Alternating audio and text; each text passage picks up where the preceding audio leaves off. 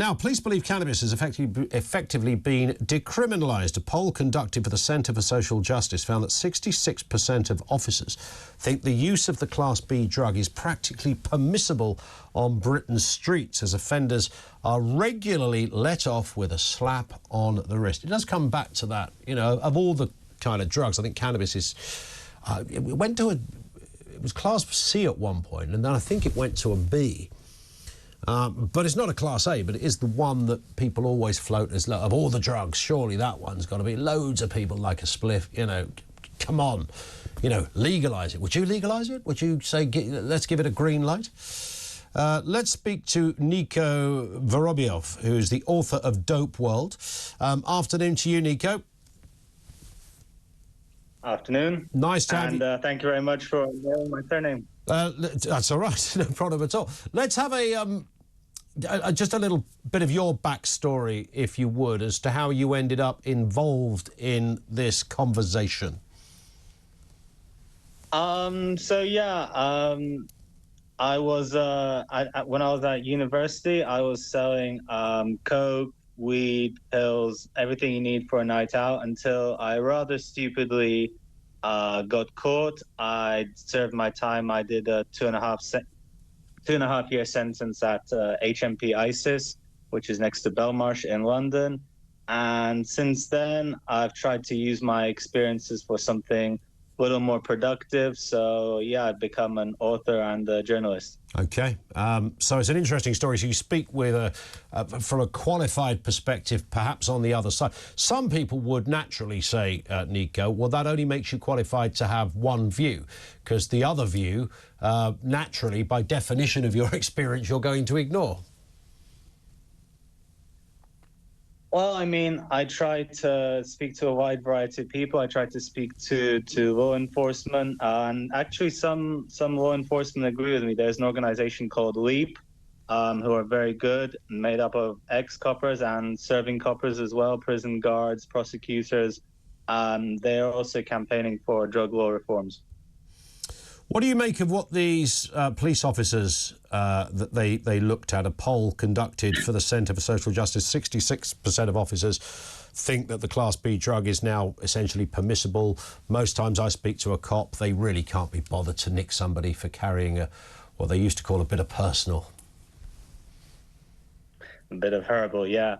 I think the idea that it's been decriminalized will come as a surprise to all the medical marijuana patients who are still having their medicine confiscated that they have prescription for. It will come as a surprise to all the young men, especially young black men, stopped and searched on the pretext of smell of cannabis. You've still got people like Gary Hughes being sent to prison for 3 years. So outside of a few local jurisdictions which have intentionally treats it as a low priority, it's not decriminalized in any meaningful sense. What I read from the report, it's more the case that officers are frustrated that they're winning an unwinnable war, to which my response is, good, they should be. I constantly hear that argument, and having spoken to officers and intelligence personnel who work in the either at street level or on the more kind of international level of trying to, you know, find out where these drug cartels are. You know as well as I do, even if they stop one of those massive shipping... Every now and again we see the headlines, don't we? They found $54 million worth of drugs, and it sounds huge and it sounds like, wow, but we all know... they could lose one of those containers a month and it wouldn't make any difference to the industry. The industry will carry on. The people at the coalface of dealing in a distant land somewhere, they know that once in a while they'll lose a load, but they'll just come back. And every time I speak to one of those people that have worked in that field, they will nearly always say it's like an air bubble. You know, you can push it down in one place, it will just pop up somewhere else. And I get that. The bit that I don't quite I can't convince myself, Niko, of this yet, is that if let's just take cannabis, because that's the one we're talking about, and when we could talk about all drugs. If it was legal, would we have more people or fewer people using it? And I always think we'd probably have more. I don't think it would become an epidemic. I don't think everyone's grandmother is going to suddenly say, well, where's the Rizzlers? You know, let's light up a big one and have a party. I mean, amusing as that thought is. But I would imagine more people will do it, and those that do it will do it more regularly. So why would we want to legalise something that firstly will have more people using it, and secondly, let's be honest, it's not a medicine, right? It's not good for you unless you've got a medical reason. I'll stay away from the medical side because I'm many things, but I'm definitely not a qualified doctor. I'll address some other points.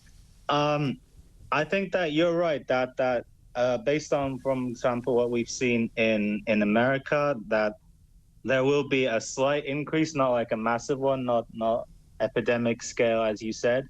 But I think that it's also not quite that clear cut. So, for example, a lot of the people who are more openly using cannabis in America, maybe they were using before, they just didn't feel comfortable admitting it or talking about it openly or doing it openly, whereas now they know they wouldn't be arrested for it. So I think like a portion of that increase, it's not really an increase, it's just the same people doing it before, except now they're not scared. Sure. Another thing that I'd like to add is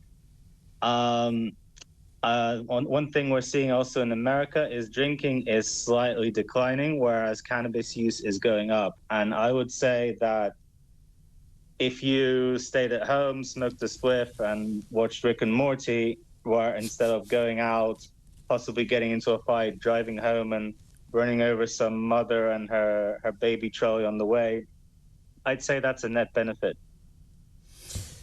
I mean, it would be argued that's not necessarily the equivalence or the premise to form the kind of debate. But you're right. I mean, the stats about how many people start a fight and get injured because they've had a couple of spliffs compared to how many people are drunk. I was talking to a Met police officer recently. He said anything after about 4 o'clock in the afternoon that they're called out for is nearly always directly or indirectly related to alcohol.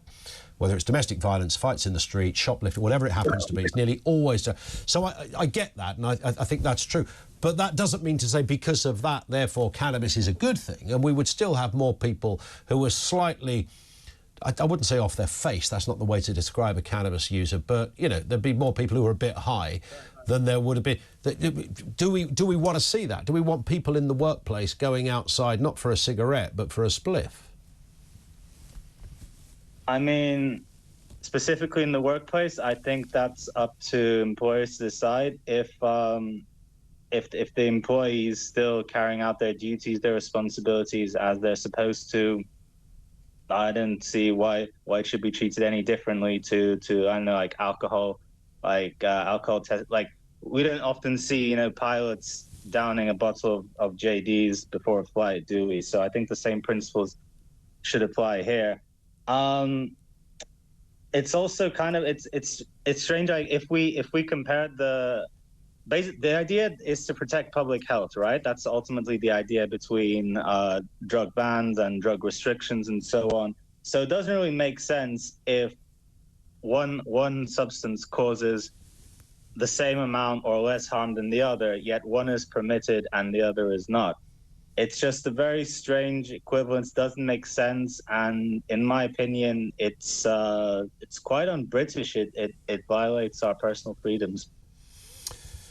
So do you think, or are you hopeful that as we move forward then, from your perspective, that this country will legalise it? I mean, we've just had a vote in Parliament, as you will be aware, of an assisted death bill, and one of the arguments that the MP that introduced this used was that she did so because her constituents felt suitably strongly about this subject. Now, I think if you probably asked a lot of constituents, many of them would also feel strongly about this. I don't imagine that same MP is about to take another motion to the House of Commons to try and change the law on this one, no more than they would on, I don't know, capital punishment being another example. So where do you think we'll be then? Do you think the UK is likely just still to remain in this place? Because every time certainly a party leader talks about it, they always say, I'm not in favour of legalising it. I think that we will get there eventually, especially since cannabis legalization now it's not only happening in America, it's also creeping into Europe. So we're seeing it in Germany and Malta, and I believe the Czechia is also preparing a new law.